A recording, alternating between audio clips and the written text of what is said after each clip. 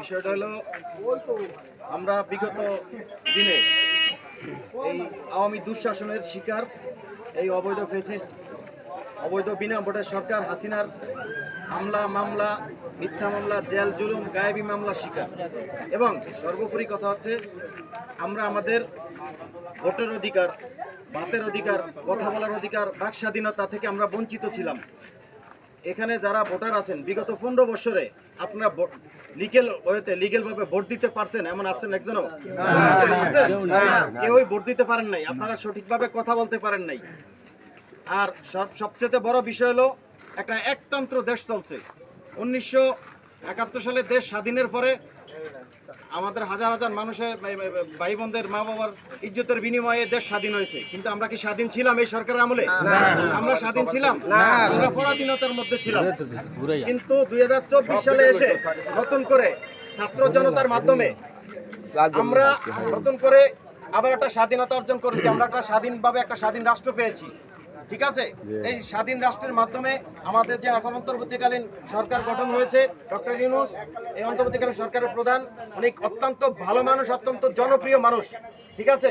এখন খুব শীঘ্রই নির্দিষ্ট একটা সময়ের মধ্যে রাজনৈতিক সংগঠনগুলোর সাথে উনি আলোচনা করতেছেন পর্যায়ক্রমে। কিন্তু ঠিক এমনই সময়ে পরিকল্পিত ভারতের একটা আগ্রাসনের শিকার হয়েছি আমরা, সেটা জানেন? সেটা হচ্ছে বন্যা। রাতের আধারে রাত 11:30টায় কোনো মেসেজ ছাড়া ভারতের পানির বাঁধ খুলে দিছে। আমাদের নোয়াখালী, ফেনী, চাঁদপুর, লক্ষ্মীপুর, কুমিল্লা সহ নিম্নত বেশ 11টা জেলা বন্যায় ক্ষতিগ্রস্ত। সেখানে আমাদের এই আগামী 1 তারিখে পরশুদিন আমাদের বাংলাদেশ জাতীয়তাবাদী দল বিএনপির প্রতিষ্ঠা বার্ষিকী। সেখানেও আমাদের 6 দফা কর্মসূচি ছিল। আমাদের অ্যাক্টিং চেয়ারম্যান জননেতা জনাব তারেক রহমান পার্টি অফিসে ভিডিও কনফারেন্সের মাধ্যমে কর্মসূচি ঘোষণা করেছেন। আমি ওখানে প্রেজেন্ট ছিলাম, এখানে মাসুম ভাই ছিল। কিন্তু এই বন্যার কারণে, এই পরিকল্পিত নাশকতা, পরিকল্পিত বন্যার কারণে সেটা আমরা আমাদের কর্মসূচি যত কর্মসূচি ছিল সেটা আবার রুদ্ধ করছে। কারণ আমাদের ছাত্রদল, যুবদল, মূল দল, স্বেচ্ছাসেবক দল যত সংগঠন আছে, বিএনপির যত অঙ্গ সংগঠন আছে সব এখন ওই বন্যাত্ম এলাকায় কাজ করে।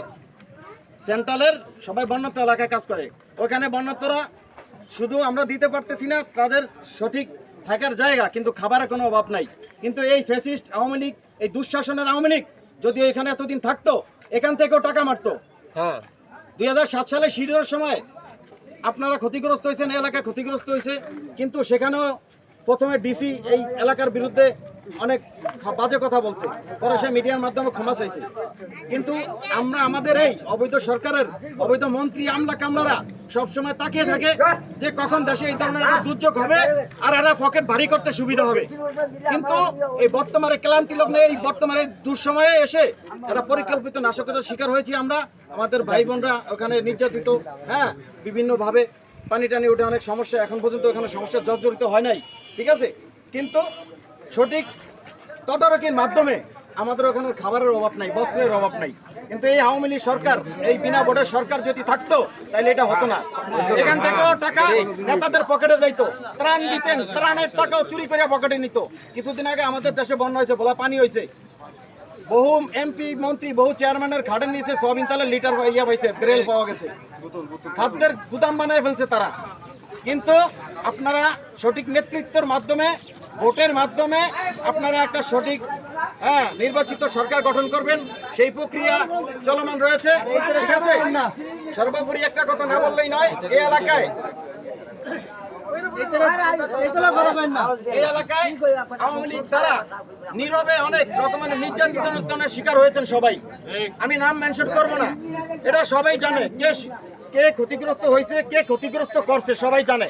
কিন্তু আমাদের এই কুতুবাঞ্চলে অন্তত সবাই ভাই ভাই, কোনো রেষারেষি নাই। ক্ষতি হয়েছে, ক্ষমা করবেন, সবাই সবাই ক্ষমা করে দিবেন। ক্ষমাশীলকে আল্লাহ পছন্দ করে, ধৈর্যশীলকে আল্লাহ পছন্দ করে। কেউ যদি ক্ষতি করে থাকে সেটার জবাব সে ঠিকই একদিন না একদিন পাবে।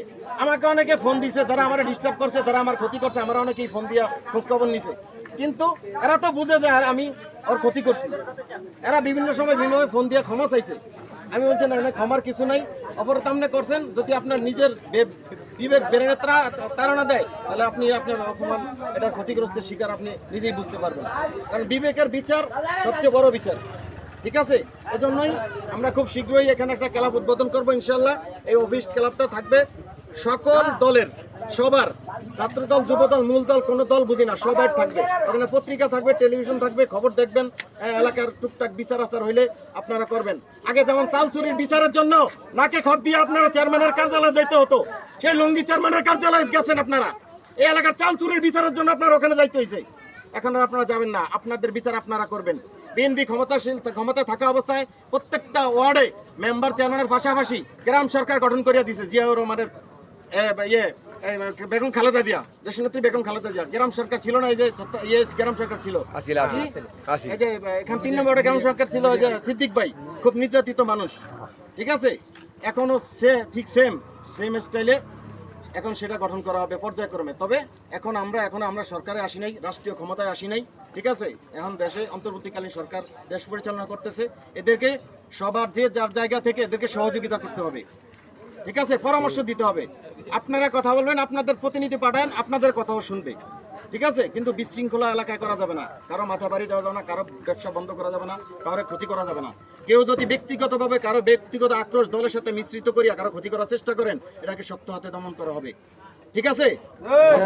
সবাই সাবধান।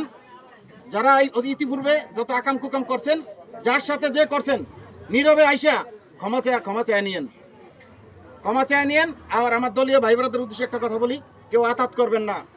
যারা এই প্রেতাত্মা বাহিনী, এই প্রেতাত্মা আওয়ামী লীগ অবৈধ সংগঠনের সাথে যারা জড়িত ছিল, তাদের শাস্তি তারা দেশে পরিচিত আইন অনুযায়ী বিচার বিভাগ থেকে তারা শাস্তি পাবে যদি কোনো অকারেন্স করে থাকে।